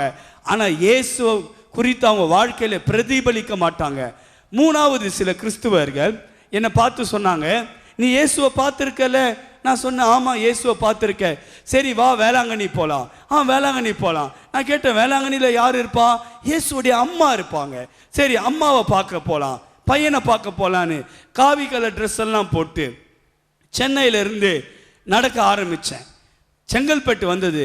நைட் அங்கே தூங்கணும். தூங்கும் போது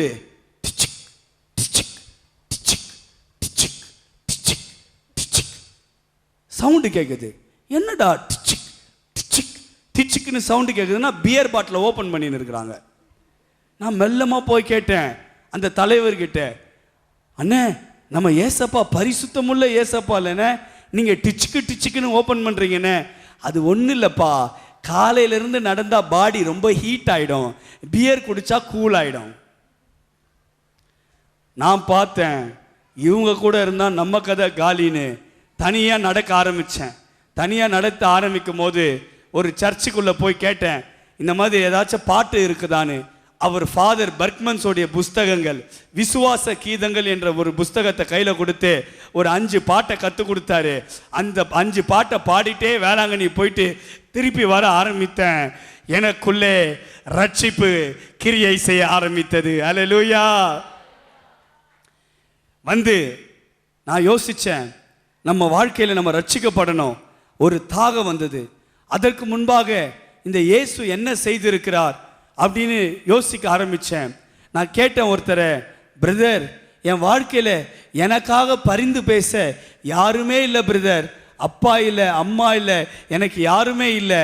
அந்த பிரதர் சொன்னார், உனக்கு யாருமே இல்லைன்னு நீ கவலைப்படாதப்பா. எபிரேயர் 12வது அதிகாரம் 24வது வசனம் சொல்லுது, நன்மையை பரிந்து பேசுகிற இயேசு கிறிஸ்துவின் ரத்தம் உனக்கு இருக்குப்பா, அந்த ரத்தத்தை உன் மேலே இறக்கி கொள்ளு, அந்த ரத்தம் உனக்காக நன்மையானதை பரிந்து பேசும். நான் சொன்னேன், அப்படியா ரத்தம் பேசுமா? ஆமாம் பேசும். நான் அந்த பிரதர்கிட்ட சொன்னேன், பிரதர் என் கண்களால், காதுகளால், சிந்தனைகளால், வாய்களால் நான் பல பாவம் செய்திருக்கேன் பிரதர், இந்த பாவத்துக்கு ஏதாச்சும் ஒரு பரிகாரம் இருக்கா? அவர் சொன்னார், நீ கவலையே படாதப்பா, 1 யோவான் 1வது அதிகாரம் 7வது வசனம் சொல்லுகிறது, இயேசு கிறிஸ்துவின் ரத்தம் சகல பாவங்களையும் நீக்கி உங்களை சுத்திகரிக்கும்.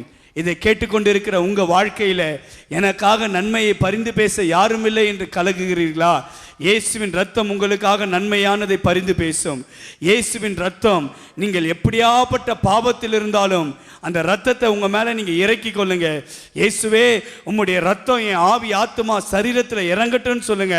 அந்த ரத்தம் உங்க சகல பாவங்களையும் நீக்கி உங்களை சுத்திகரிக்கும். அது மட்டும் இல்ல, மன அழுத்தம், சோகம், கவலை என்னை பிடித்து வைத்திருந்தது. நான் கேட்டேன், மன அழுத்தமா இருக்கு பிரதர், சோகமா இருக்கு பிரதர், கவலையா இருக்கு. அவர் சொன்னார், எபேசியர் 1வது அதிகாரம் 7வது வசனத்தின்படி இயேசுவின் ரத்தம் பிசாசின் பிடியிலிருந்து உங்களை மீட்டெடுக்கும்பான்னு சொன்னாரு. ஒருவேளை இதை கேட்டுக்கொண்டிருக்கிற உங்க வாழ்க்கையில பல காரியங்களிலே பிசாசு உங்களை பிடித்து வைத்திருக்கலாம். ஆனால் இயேசுவின் ரத்தம் இறங்குமானால் அதற்கு மீட்கிற ஒரு வல்லமை இருக்கிறது. Redemption power. The blood of Jesus Christ can redeem you out of the hand of the devil. குடி பழக்கத்தில் இருக்கீங்களா? கஞ்சா பழக்கத்தில் இருக்கிறீங்களா, விபச்சார பழக்கத்தில் இருக்கீங்களா, கடன் வாங்குற பழக்கத்தில் இருக்கிறீங்களா, ஆண்டவருடைய ரத்தம் இறங்குமானால் அந்த ரத்தம் உங்களை இதிலிருந்து மீட்டுக்கொள்ளும். ஆண்டவரே, என் குடி பழக்கத்தில் இயேசுவின் ரத்தம் இறங்கட்டும், என் விபச்சார பழக்கத்தில் இயேசுவின் ரத்தம் இறங்கட்டும், என்னுடைய கடன் பிரச்சனையில் இயேசுவின் ரத்தம் இறங்கட்டும்னு நீ வாய்களை விரிவாய் திறந்து சொல்லி பாருங்க. அந்த ரத்தம் உங்களை விடுதலை செய்யும். அது மட்டுமல்ல, ஐயோ நான் ஒரு நல்லவன் இல்லையே என்ற ஒரு குற்ற மனசாட்சி என்னை வாதிக்க ஆரம்பித்தது. அதற்கு அந்த பிரதர் சொன்னாரு, ரோமர் 5வது அதிகாரம் 9வது வசனம் சொல்லுகிறது. ரோமர் 5:9 வாசிக்க கேட்போம். இப்படி நாம் அவருடைய இரத்தத்தினாலே நீதிமான்கள் ஆக்கப்பட்டிருக்க போதும். ரோமர் 5:9 சொல்லுகிறது, இப்படி நாம் அவருடைய இரத்தத்தினாலே நீதிமான்கள் ஆக்கப்பட்டிருக்கிறோமா. கிரேக்க மொழியில நீதிமான்கள் ஆக்கப்பட்டிருக்கிறோம் என்றதுக்கு அர்த்தம் என்ன தெரியுமா? பாவமே செய்யாதவர்களை போல இருக்கிறீங்களா? கரங்களை தட்டி ஆண்டவரை மகிமை செலுத்துங்க. ஆண்டவருடைய ரத்தம் உங்களை ஒரு முறை கழுவிடுச்சுன்னா போதும், நீங்க அந்த ரத்தத்தின் மூலியமாய் நீதிமானாக்கி இருக்கீங்க. நான் அந்த பிரதரை பார்த்து சொன்னேன், பிரதர் என் வாழ்க்கையில பலவிதமான தோல்விகள் பிரதர், என் தோல்விகளை ஜெயமா மாற்ற ஏதாச்சும் இயேசு பண்ணியிருக்கிறாரா? அவர் சொல்லியிருக்கிறார். ஆமாப்பா, வெளிப்படுத்தல் 12வது அதிகாரம் 11வது வசனம் சொல்லுகிறது, ஆட்டுக்குட்டியின் இரத்தத்தினாலே அவனை ஜெயித்தார்கள். உங்க வாழ்க்கையில பலவிதமான தோல்விகளை நீங்கள் சந்தித்து கொண்டிருக்கலாம். நீங்க வாய்களை திறந்து, இயேசுவே என் தோல்விகளிலே உம்முடைய ரத்தம் இறங்கட்டும்பான்னு சொன்னீங்கன்னா உங்க தோல்விகளை ஆண்டவர் ஜெயமாய் மாற்றி கொடுப்பார். ஹல்லேலூயா. கரங்களை தட்டி நல்ல ஆண்டவரை மகிமைப்படுத்துங்க. இயேசு கிறிஸ்துவின் ரத்தம் உங்க வாழ்க்கையில் இருக்கிற எல்லா தோல்விகளை மாற்றும் பிரதர். என் தோல்விகளை மாற்றுனது, அதனால தான் நான் ஆணித்தனமாய் சொல்லுகிறேன். அது மட்டுமல்ல, நான் சொன்னேன், நான் இவ்வளவு பாவங்கள் பண்ணியிருக்கிறேன், நான் இவ்வளவு பூஜைகள் பண்ணியிருக்கிறேன், விக்கிரகங்கள் எல்லாம் நான் வணங்கி இருக்கிறேன், ஏசப்பா என்னை தண்டிப்பாரான்னு கேட்டேன். அந்த பிரதர் சொன்னாரு, ஏசப்பா உன்னை தண்டிக்க மாட்டாருப்பா. ஏன்னா ஏசாயா 53வது அதிகாரம் 4-5 வசனங்கள் சொல்லுகிறது, இயேசு உனக்காக தண்டிக்கப்பட்டார், அது நிமித்தம் நீ மன்னிக்கப்படுவாய். எனக்கு அன்பானவர்களே, நீங்கள் இயேசுவை ஏற்றுக்கொள்வீர்களானால் அந்த நாள் முதல் நீங்கள் எந்த தண்டனையும் சுமக்க வேண்டிய அவசியம் இல்லை. ஏனென்றால் இயேசு கிறிஸ்து கல்வாரி சிலுவையிலே நமக்காக தண்டிக்கப்பட்டார். நீங்கள் மன்னிக்கப்படுவீர்கள். நீங்கள் வெறும் அதை விசுவாசிக்கணும். அது மட்டுமல்ல, கல்வாரி சிலுவையிலே இயேசு என்ன செய்திருக்கிறார் தெரியுமா? அவர் அடிக்கப்பட்டார், அவர் நொறுக்கப்பட்டார், அவருடைய சிரசிலே முள் கிரீடத்தை வைத்து அடித்தார்கள், இரத்தம் வடிந்தது. போர் சேவகர்கள் கன்னத்தை அடித்தார்கள், இரத்தம் வடிந்தது. தாடியை பிடித்து இழுத்தார்கள், இரத்தம் வடிந்தது. சிலுவையை தூக்கினார், பாரமான ஒரு சிலுவை. அந்த சிலுவையை தூக்கி கொண்டு கொல்கதா மலைக்கு போனார். நன்மை செய்த கைகளிலே ஆணி அடித்தார்கள், நன்மை செய்த கால்களிலே ஆணி அடித்தார்கள், கடைசியில விழாவிலே குத்தினார்கள். தண்ணீரும் இரத்தமும் கலந்து வந்தது. அதற்கு மேலே இரத்தம் சிந்த இயேசுவிடத்தில் இரத்தமே இல்லை. எனக்கு அன்பானவர்களே, எல்லோரும் இந்த பூமியிலே வாழத்தான் பிறப்பார்கள், ஆனால் இயேசு ஒருவர் தான் கல்வாரி சிலுவையிலே மரிப்பதற்காகவே இந்த பூமியிலே பிறந்தார். அவர் கல்வாரி சிலுவையிலே உங்களுக்காக யாவையும் செய்து முடித்திருக்கிறார். 2 கொரிந்தியர் 5வது அதிகாரம் 21வது வசனம் சொல்லுகிறது, பாவமே இல்லாத இந்த இயேசு கிறிஸ்து உங்களுக்காக கல்வாரி சிலுவையிலே பாவமாய் மாறினாராம். ஏன் பாவமாய் மாறினார்? அவருடைய நீதியின் நிமித்தம் நீங்கள் நீதிமான்களாய் மாறுவதற்காக தான் இயேசு கிறிஸ்து கல்வாரி சிலுவையிலே மரணத்தை ருசி பார்த்தார் என்று எபிரேயர் 2வது அதிகாரம் சொல்லுகிறது. அது மட்டுமல்ல, நீங்கள் ஒருவேளை பலவிதமான சாபத்தில் இருக்கலாம். எல்லோரும் உங்களை பார்த்து பலவிதமான சாபம் இருக்கிறது என்று சொல்லலாம். என்னையும் பார்த்து அநேகர் சொன்னாங்க, உன் வாழ்க்கையில பலவிதமான சாபம், அதனால தான் உங்க அம்மா இறந்துட்டாங்க, உங்க அப்பா உன்னை விட்டுட்டாரு, உங்க அக்கா ஓடி போயிட்டாங்க, நீ இந்த நிலைமையில் இருக்கிற. ஒருவேளை பலவிதமான சாபங்கள் உங்கள் வாழ்க்கையில் கிரியை செய்கிறதோ, உங்கள் இருதயம் கலங்காமல் இருப்பதாக. கலாத்தியர் 3வது அதிகாரம் 13வது வசனம் சொல்லுகிறது, இயேசு உங்களுக்காக கல்வாரி சிலுவையில் சாபமாய் மாறினார், அது நிமித்தம் ஆபிரகாமின் ஆசீர்வாதத்தை அவர் உங்களுக்கு கொடுத்திருக்கிறார். யார் இந்த ஆபிரகாம் தெரியுமா? வேதத்திலே ஒரு மிக செல்வந்தனாய் இருந்தார்.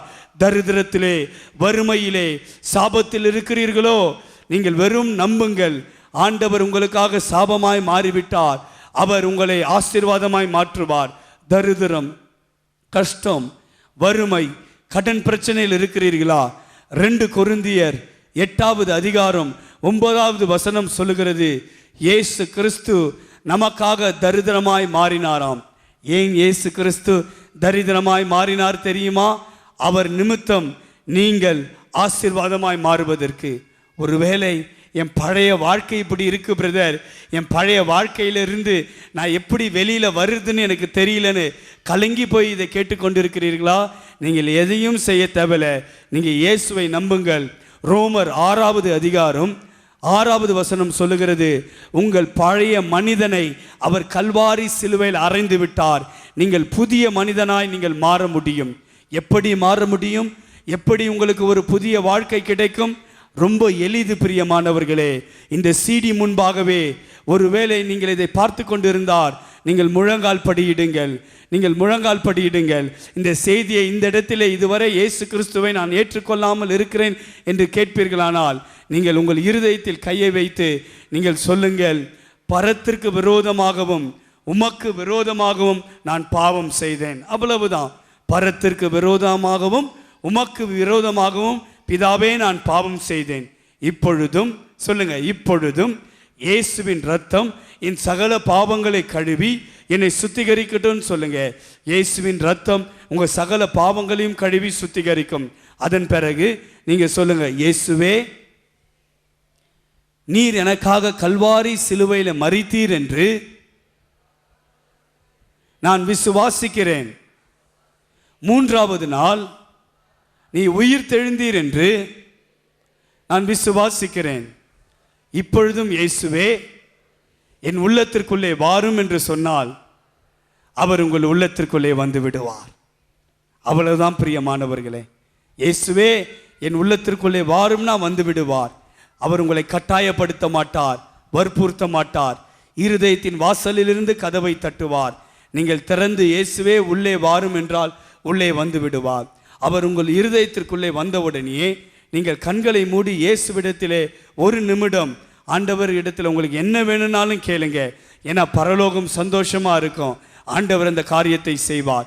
கண்களை எல்லாரும் மூடி 1 நிமிடம் உங்களுக்கு என்ன வேண்டுமானாலும் ஆண்டவரிடத்தில் கேளுங்கள். அவர் உங்களுக்கு கொடுக்க வல்லமை உடையவராய் இருக்கிறார். தகப்பனே, இதை பார்த்து கொண்டிருக்கிறவர்கள், கேட்டுக்கொண்டிருக்கிற ஒவ்வொரு வாழ்க்கையிலும் அவர்கள் எதை கேட்கிறார்களோ அதை நீங்கள் கொடுங்கப்பா. இயேசுவின் நாமத்தில் செபிக்கிறேன் நல்ல பிதாவே, ஆமென். ஹல்லேலூயா. இப்படி தான் நான் ஒரு ஜெபம் செய்தேன். நான் ஜெபம் செய்த பிறகு, நான் இயேசுவை ஏற்றுக்கொண்ட பிறகு ஒரு குறிப்பிட்ட வசனம் என்னை தொட்டது. அதை வாசிக்க கேட்போம். நீதிமொழிகளின் புஸ்தகம், நீதிமொழிகள் 11வது அதிகாரம் 30வது வசனம். நீதிமொழிகள் 11:30 3 முறை வாசிங்க. நீதிமானுடைய பலன் ஜீவ விருட்சம், ஆத்துமாக்களை ஆதாயப்படுத்தி கொள்ளுகிறவன் ஞானம் உள்ளவன். அந்த ஆத்துமாக்களை ஆதாயப்படுத்தி கொள்ளுகிறவன் ஞானம் உள்ளவன், அதை மட்டும் 7 வாட்டி வாசிங்க.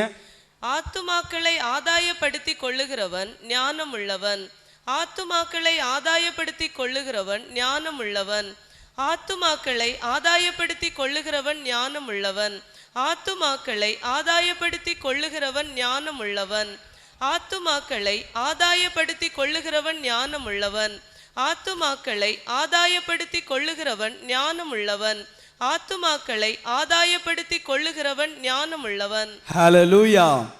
வேதம் சொல்லுகிறது, ஆத்துமாக்களை ஆதாயப்படுத்தி கொண்டிருக்கிறவர்கள் ஞானம் உள்ளவர்களாம். ஆத்துமாக்களை ஆதாயப்படுத்தி கொள்ளணுமாம். ஆமேன்னு சொல்லுங்க. ஒருவேளை இதை சிடியில் கேட்டுக்கொண்டிருக்கிற உங்க வாழ்க்கையில கூட, நான் வாங்கின 3 கோல்டு மெடலும் எனக்கு உதவலைங்க, இந்த வசனம் என்னோடு பேசினது, அதன் பிறகு நான் ஆத்துமாக்களை ஆதாயம் பண்ண ஆரம்பித்தேன்.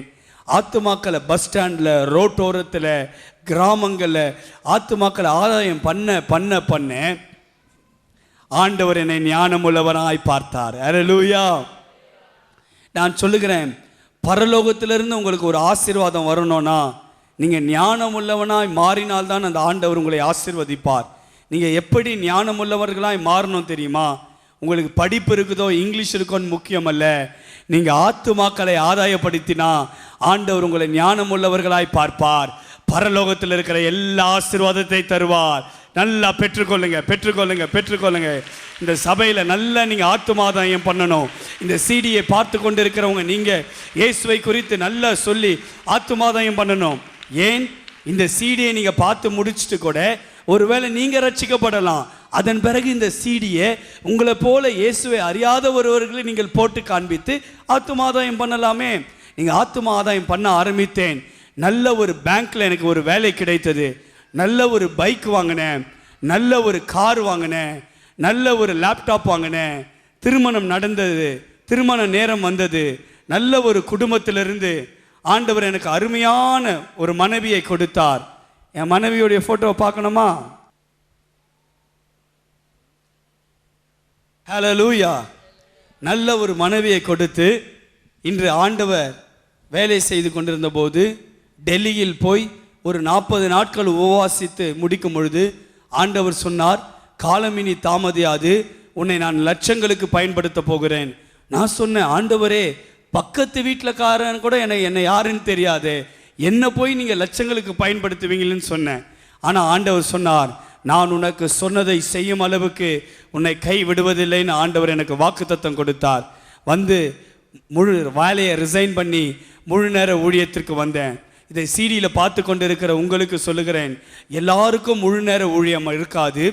ஆண்டவர் பிரத்யட்சமாய் உங்களோடு பேசினால் மட்டுமே நீங்கள் முழு நேர ஊழியத்திற்கு வாங்கள். அவசரப்பட்டு உணர்ச்சி வசப்பட்டு முழு நேர ஊழியத்திற்கு தயவுசெய்து வந்து விடாதீர்கள். ஆண்டவர் உங்களுக்கு அடையாளங்களை காட்டுவார். ஆண்டவர் வசனத்தின் மூலியமாய் பேசுவார். அப்படி பேசி திட்டவட்டமாய் முழு நேர ஊழியத்திற்கு வாங்கள். முழு நேர ஊழியத்திற்கு நான் வந்தேன். வந்து ஆண்டவர் மதிப்புக்குரிய மோகன் சி லாசரஸ் அவர் எனக்கு ஒரு அருமையான தகப்பன் போல் அவர் என்னுடைய சாட்சியை கேட்டு என் மகனே என்கின்ற ஒரு திரைப்படத்தை அவர் எடுத்தார். என் மகனே என்கின்ற ஒரு திரைப்படத்தை அவர் எடுத்தார். இந்த சிடி எத்தனை லட்சம் போயிருக்கு தெரியுமா? இந்த நாள் வரைக்கும் 2 லட்சம் சிடிகள் விற்பனையாயிருக்குது. ஆண்டவர் சொன்ன ஒரு காரியம் என்ன? நான் லட்சங்களுக்கு உன்னை கொண்டு போய் பயன்படுத்துவேன். ஆண்டவர் லட்சங்கள் வீடுகளுக்கு இந்த சிடியை கொண்டு போனார். அது மட்டுமல்ல, சமீபத்திலே ஒரு எழுப்புதல் மாநாட்டை மோகன் சி லாசரஸ் அவர்கள் ஏற்பாடு செய்திருந்தார்கள். அதிலே ஆண்டவருடைய வார்த்தையை சுருக்கமாய் பேசி ஜெபம் நடத்த ஆண்டவர் கிருபை செய்தார்.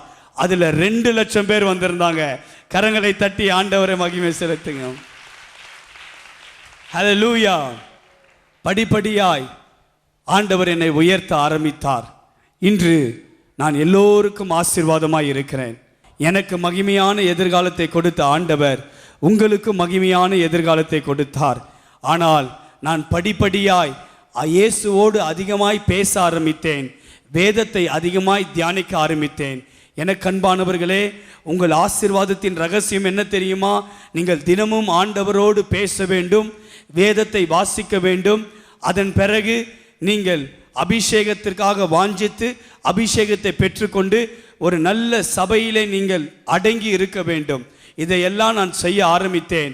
ஆத்துமாதாயம் செய்ய ஆரம்பிக்கும் போது ஆண்டவர் என்னை அபரிவிதமாய் ஆசீர்வதித்தார். நீங்கள் அப்படியெல்லாம் செய்வீர்கள் என்று ஒப்பு கொடுப்பீர்களானால் அதே இயேசு உங்களுக்கு ஒரு மகிமையான எதிர்காலத்தை கொடுப்பார்.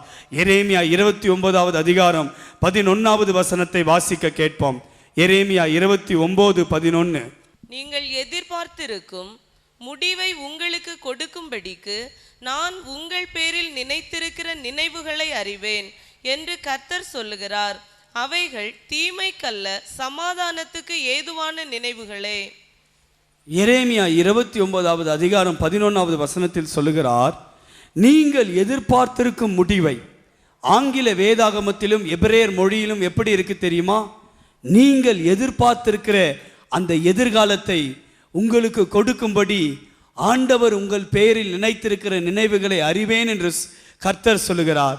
அவைகள் தீமைக்கல்ல, சமாதானத்துக்கு ஏதுவானதே. இந்த செய்தியை கேட்டுக்கொண்டு இருக்கிற உங்கள் வாழ்க்கையிலே நீங்கள் பலவிதமான கவலைகளோடு, வருத்தங்களோடு, சோர்ந்து போய், எல்லாவற்றையும் இழந்து போய், இனியும் எனக்கு ஒரு மகிமையான எதிர்காலம் இருக்குமா என்று ஒரு கேள்வியோடு நீங்கள் பார்த்திருக்கலாம். ஆனால் ஆண்டவர் உங்களை பார்த்து சொல்லுகிறார், நீ வாழ பிறந்தவன், நீ ஆள பிறந்தவன். உன் வாழ்க்கையிலே சாதாரண ஒரு எதிர்காலம் அல்ல, மகிமையான ஒரு எதிர்காலத்தை நான் வைத்திருக்கிறேன். கண்களை மூடி ஜெபம் செய்வோமா? எங்களை அதிகமாய் நேசிக்கிற எங்கள் பரலோக தகப்பனே, இந்த வேளையிலும் நீர் ஒரு மகிமையான எதிர்காலத்தை இந்த சிடியை பார்த்து கொண்டிருக்கிறவர்கள், இந்த சபையிலே கேட்டுக்கொண்டிருக்கிறவர்களுக்கு நீர் கொடுக்கும்படி நான் ஜெபிக்கிறேன். குறிப்பாய் ஆண்டவரே, இவர்கள் வாழ்க்கையிலே ஒரு ஆசீர்வாதம் பெருகட்டும், ஒரு அபிஷேகம் பெருகட்டும். இயேசுவின் நாமத்தினால் நான் ஜெபிக்கிறேன் நல்ல பிதாவே. நீர் செய்ய போகிறதற்காக உமக்கு நன்றி. ஆமென்.